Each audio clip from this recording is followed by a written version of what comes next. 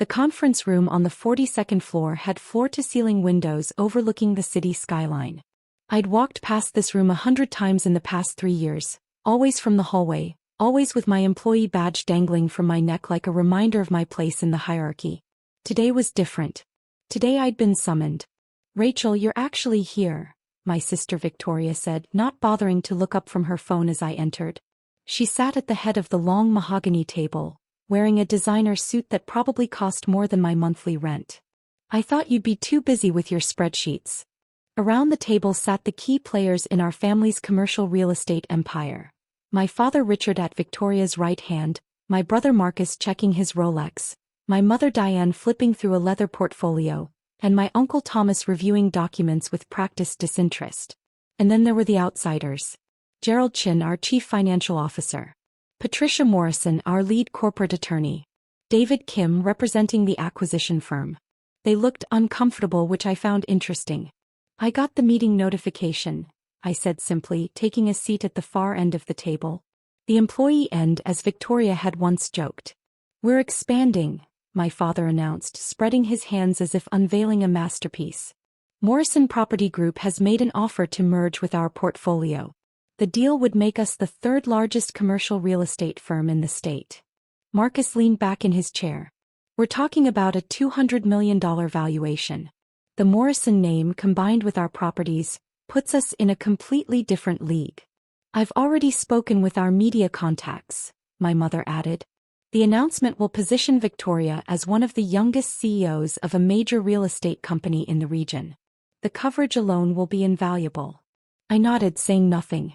Victoria finally looked at me, her expression a mixture of amusement and condescension. "I know this is probably overwhelming for you, Rachel. You've been handling accounts payable for 3 years now? This is a different level of business entirely." "I understand," I said. "Do you?" She laughed, and the sound echoed in the expensive room. "This is the kind of deal that requires vision. Strategy. The ability to see the bigger picture beyond processing invoices and organizing file cabinets." My Uncle Thomas cleared his throat. "Victoria's right. This merger represents everything we've been building toward since your grandfather started the company 40 years ago. It's not the kind of opportunity that comes along often. We wanted you here for the announcement," my father said, his tone suggesting he was doing me a favor. "Your family, after all. Even if you're not involved in the decision-making process, you should know what's happening with the company." Patricia Morrison, our attorney, shifted in her seat. She'd been avoiding eye contact with me since I entered, I realized. Gerald Chin, our CFO, had his hands folded on the table, his expression carefully neutral. "The paperwork is all prepared," Marcus said, sliding a thick folder across the table toward Victoria. "All we need are the signatures from the key stakeholders, and we can announce by end of week." Victoria picked up an expensive pen, the kind that came in its own presentation box. "This is it," she said, her voice taking on that dramatic quality she used when she wanted to seem profound. "The moment that changes everything for our family legacy." "Before we proceed," Gerald said quietly, "I need to review the approval requirements." Victoria waved her hand dismissively. "We've been over this, Gerald. Dad owns 32%. Mom owns 10%. I own 16%. Marcus owns 8%. Thomas owns 6%. We have more than enough to approve the merger." "That's 72%, Patricia said, her voice careful. "But that's not quite accurate in terms of the approval threshold." My father frowned. "What do you mean?" "We're the majority shareholders. We control the company." "You control 72% of the shares among your immediate family members present at this table," Gerald said. He was choosing his words very carefully now. "However, for a merger of this magnitude, we need approval from anyone holding a controlling interest." "We just established we have controlling interest," Marcus said impatiently. "Can we move forward?" David Kim, the acquisition representative, spoke for the first time.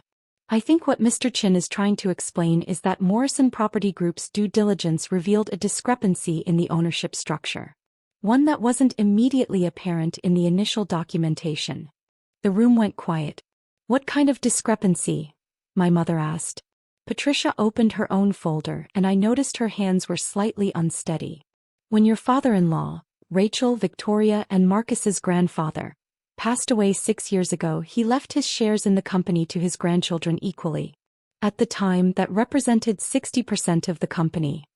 Yes, we know all this, Victoria said. Those shares were divided 3 ways. I got 20%, Marcus got 20%, and Rachel got 20%. That's correct, Patricia said. However, 3 years ago, both Victoria and Marcus sold portions of their inherited shares back to other family members to fund personal investments. Victoria sold 4% to your father. Marcus sold 12% to your father and uncle. Victoria's face tightened. Those were strategic decisions. We reinvested that capital into other ventures. I'm not questioning the decisions, Patricia said. I'm clarifying the current ownership structure. After those sales, Victoria holds 16% and Marcus holds 8%, as you stated. And Rachel? My father asked, his tone suggesting the question was an afterthought. Gerald looked directly at me for the first time since the meeting began. Rachel never sold her inherited shares. She still holds the full 20% she received from your father. So, Victoria said, 20% isn't controlling interest. What's your point? There's more, Patricia said. 4 years ago, a shell corporation called Redwood Holdings began purchasing shares in the company through various private sales. Small transactions, nothing that triggered disclosure requirements individually, but significant in aggregate. My brother leaned forward. Who owns Redwood Holdings? Gerald slid a document across the table. According to the corporate filings I reviewed this morning, Redwood Holdings is wholly owned by Rachel Morrison. The silence that followed was profound. That's impossible, Victoria said, but her voice had lost its confident edge. Redwood Holdings acquired 38% of the company over a 4-year period, Patricia continued. Combined with Rachel's original 20% inheritance, that gives her 58% of the company. She is the majority shareholder and controlling partner. My father stood up so quickly his chair scraped against the floor. That can't be right. Where would Rachel get the capital to purchase 38% of a real estate company? I'd like to know that too, my mother said, her voice sharp. I spoke for the first time in several minutes, my voice calm. Grandfather left me something else besides company shares. A trust fund that matured when I turned 25. I used it to invest in the company.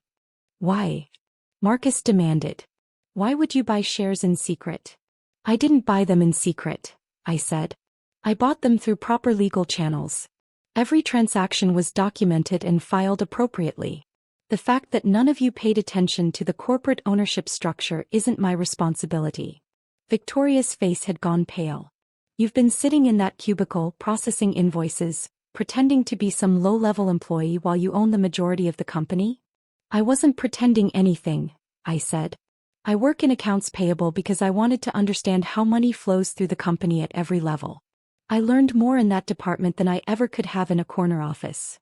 This is absurd, my father said, but he'd sat back down and I could see him trying to process the implications. You're saying we can't proceed with the merger without Rachel's approval? That's exactly what I'm saying, Patricia confirmed. Any major corporate action, mergers, acquisitions, significant asset sales, changes to the corporate structure, requires approval from shareholders representing at least 51% of the company. Rachel holds 58%. Her approval is mandatory. David Kim gathered his papers. Morrison Property Group conducted this merger negotiation in good faith, believing we were dealing with the decision-makers of the company.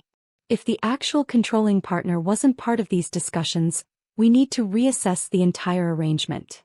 Now wait just a minute, my Uncle Thomas said. We can work this out. Rachel is family. She'll approve the merger. Everyone looked at me. Will you? Victoria asked, and for the first time I heard something other than condescension in her voice.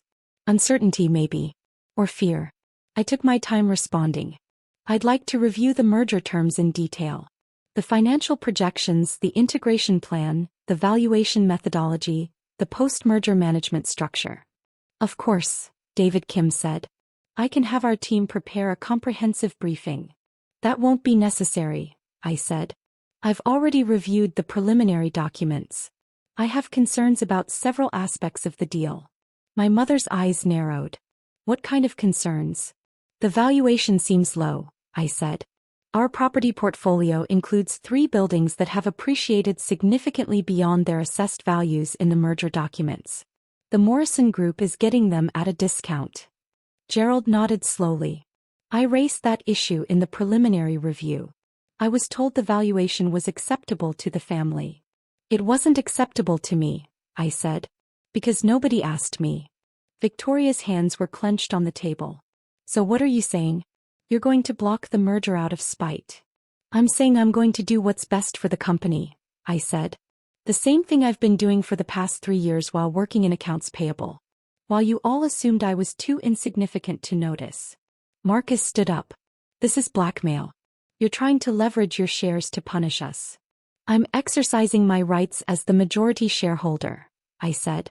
Which is something you would have done without hesitation if our positions were reversed. Patricia cleared her throat. There's another matter we need to address. The current corporate structure has Victoria listed as CEO, but that appointment was made under the assumption that the family voting bloc held controlling interest. Given the actual ownership distribution, Rachel has the authority to restructure the management team. The implications of that statement settled over the room like a heavy fog. You wouldn't, Victoria said. I haven't decided what I'm going to do, I said. But I think it's time we had an honest conversation about how this company has been run. And who's been making decisions without proper authorization. My father's face had turned red. Proper authorization? We built this company. We've been running it for decades. You've been running 72% of it, I corrected. I've owned 58% for the past several months, once the final share purchases cleared.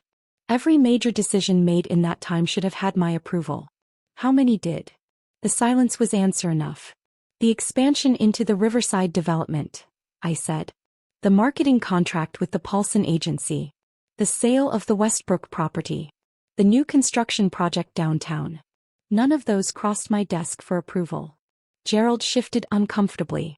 I raised concerns about approval processes several times. I was told the family would handle internal coordination. The family handled it by excluding me from every significant decision, I said, while treating me like I was barely qualified to process their expense reports. You never said anything, my mother protested. You never indicated you wanted to be involved in management. I attended every shareholders meeting I was invited to, I said. Which was today. The first one in 3 years. Victoria's champagne glass, which she'd been holding this entire time, finally moved as she set it down with a sharp click. So this is your revenge. You're going to destroy the merger and take over the company to get back at us for not treating you like a princess. I'm going to protect my investment, I said, and ensure this company is run properly. Those aren't the same thing as revenge. Although I understand why you might confuse them. David Kim stood. I think Morrison Property Group needs to table these discussions until the internal ownership situation is resolved. We can't proceed with a merger when the actual controlling partner hasn't been part of the negotiation. Wait, my father said. David, we can work this out. Family disagreement. We'll get Rachel on board. How? David asked pointedly. From what I'm hearing, your daughter owns 58% of a company she's been deliberately excluded from managing. That's not a minor internal matter. That's a fundamental problem with corporate governance. He nodded to Patricia and Gerald. Our team will be in touch once you have clarity on decision-making authority. He left, his footsteps echoing in the suddenly quiet room. The door closed behind him and Victoria finally exploded. Do you have any idea what you just did? That merger would have made us major players. National recognition. Expansion capital. Everything we've been working toward. Everything you've been working toward, I said. Without me. Because you were processing invoices. Marcus shouted. What were we supposed to do? Bring you into high-level strategy meetings to get your input on vendor payments? You were supposed to recognize that I own the majority of the company, I said. Those shares didn't appear out of nowhere. Every purchase was filed with the corporate records. Every transaction was documented. You could have looked at any time. My Uncle Thomas spoke quietly. Nobody thought to look. You seemed content in your position. I was learning the business, I said. From the ground up. While you all were making decisions about my company without my knowledge or consent. Your company? Victoria's voice was shrill. This is the family company. Grandfather built it. Dad expanded it. We've all contributed. And now I own 58% of it, I said. Those are just facts. You can be angry about them, but you can't change them. Patricia gathered her files. I think this meeting should be adjourned. The family needs time to discuss the situation privately. No, I said. I'd like Gerald and Patricia to stay. We need to discuss the administrative changes I'm implementing immediately. My father's face went from red to purple. Administrative changes? You can't just. I can, I said, my voice still calm. According to the corporate bylaws, which I've read thoroughly, the majority shareholder has the authority to restructure management with board approval. I am the board majority. Victoria stood up so fast her chair fell backward. This is insane. You can't run this company. You have no experience. I have 3 years of experience in accounts payable, I said. Which means I know exactly where every dollar comes from and goes to. I've seen which projects are profitable and which ones lose money. I've seen which managers pad their expense accounts and which ones are trying to cover budget shortfalls. I probably know this company better than anyone in this room. Knowing where the money goes isn't the same as leadership, my mother said coldly. You're right, I said. Leadership also requires making decisions that are best for the company rather than what's most convenient for you personally. Leadership requires transparency. Leadership requires treating all stakeholders with respect, not just the ones you think are important. I turned to Gerald. I want a complete financial audit of all major transactions from the past 3 years. Every project, every contract, every significant expenditure. I want to see what was approved and by whom. Gerald nodded slowly. That will take several weeks to compile. That's fine. Start immediately. I looked at Patricia. I want a legal review of our corporate governance procedures. I want to know what other decisions were made without proper authorization. Understood, Patricia said. You can't do this, Victoria said, but her voice lacked conviction now. I'm not doing anything except exercising the authority I've legally held for months, I said. The authority you all ignored because you assumed I was too insignificant to matter. My father sat down heavily. What do you want, Rachel? I want a company that's run properly, I said. I want transparency in decision-making. I want accurate valuations on our properties. I want to understand why we were about to accept a merger that undervalued our assets by at least $30 million. $30 million? Marcus said skeptically. The Riverside Tower alone has appreciated $22 million since the last assessment, I said. The Harbor Street complex is up $8 million. The Morrison Group's valuation used 3-year-old numbers. Gerald flagged it and you ignored him because you were too excited about the press coverage. Gerald's expression confirmed I was right. I also want to restructure the management team, I said. Victoria, you're removed as CEO effective immediately. The words hit like a physical blow. Victoria actually stumbled backward. You can't. I can and I am, I said. You've been making major corporate decisions without shareholder approval. You've been prioritizing personal recognition over company welfare. You negotiated a merger that would have cost us tens of millions in undervalued assets. Those aren't the actions of an effective CEO. Dad, Victoria turned to our father desperately. Tell her she can't do this. My father looked at Patricia. Can she? Patricia nodded. As majority shareholder, Rachel has the authority to remove and appoint officers. If she chooses to do so, the decision is legally binding. Marcus, I continued, you're removed from the CFO position. My brother went white. On what grounds? You approved the Riverside development expansion without proper due diligence, I said. We're overextended on that project by 40%. I know because I processed the invoices. Gerald warned you the contractors were inflating costs. You told him to approve the payments because you didn't want delays. Marcus looked at Gerald, who kept his expression carefully neutral. Dad, you're removed as chairman of the board. My father stood again. Now you're going too far. You've been treating company assets like your personal property, I said. The company Mercedes you drive? That's a corporate asset used for personal use, which creates tax complications. The Hawaii trip last month that was billed as a business development conference? I processed the spa charges and the golf resort fees. That's not business development. Every major company has expenses. My father started. Legitimate expenses that are properly documented and justified, I interrupted. Not personal vacations disguised as business trips. Patricia, I want a full review of executive compensation and expenses. Patricia made notes in her folder. What about me? My Uncle Thomas asked quietly. You've been doing your job appropriately, I said. You can stay on as operations director. Gerald, you're promoted to CFO. Patricia, you remain as general counsel. I'm appointing myself as interim CEO while we restructure. Victoria laughed, but it was a desperate sound. You've been filing invoices for 3 years. And learning every aspect of how this company functions, I said. I know our cash flow patterns. I know which tenants pay late and which properties need maintenance. I know which vendors overcharge and which ones deliver value. I know which managers respect their teams and which ones create hostile work environments. How would you know that last part? My mother asked. Because I've had lunch in the break room with those teams for 3 years, I said. While you all ate in expensive restaurants on the company card, I was hearing about the real problems in our operations.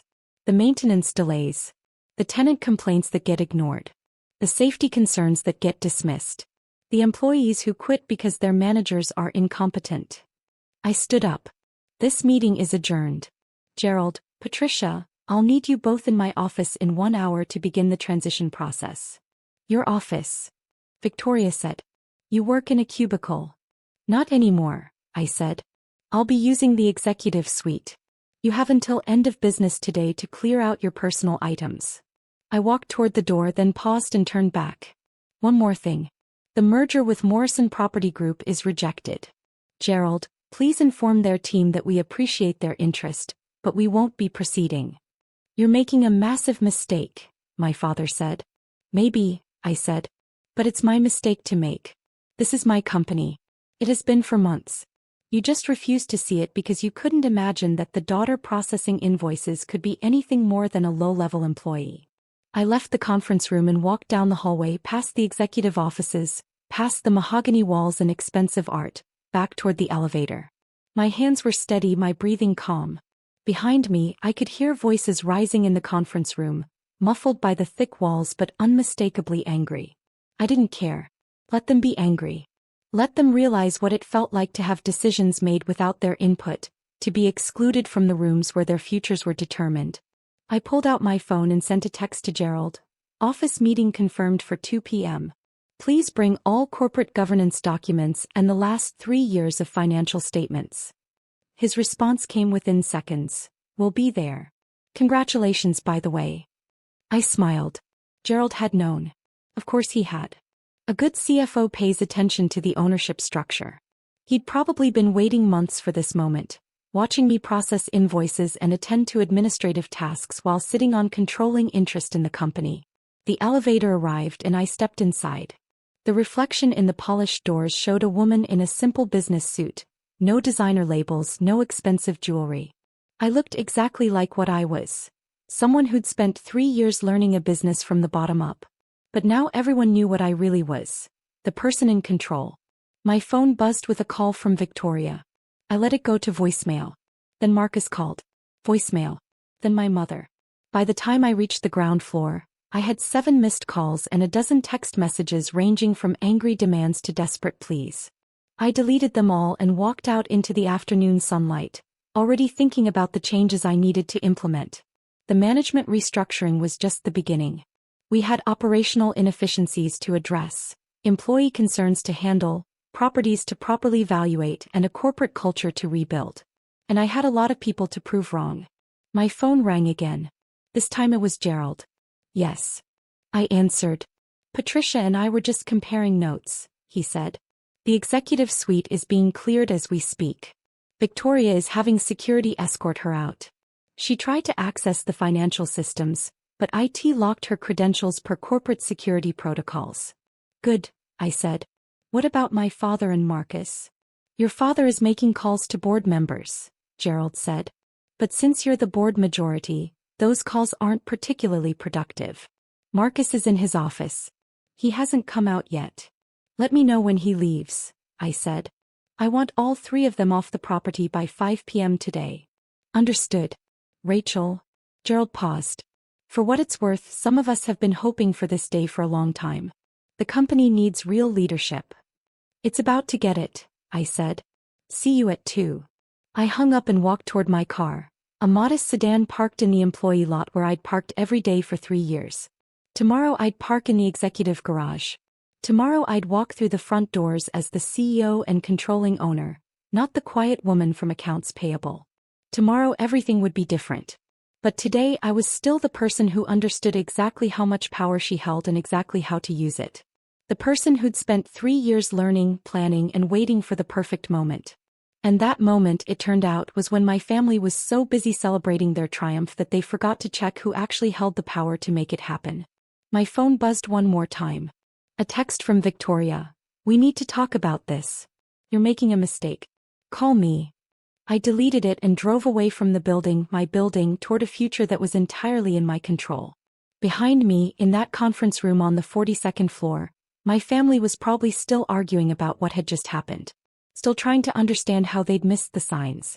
Still wondering how the daughter they'd dismissed as insignificant had been holding all the cards the entire time. Let them wonder. I had a company to run.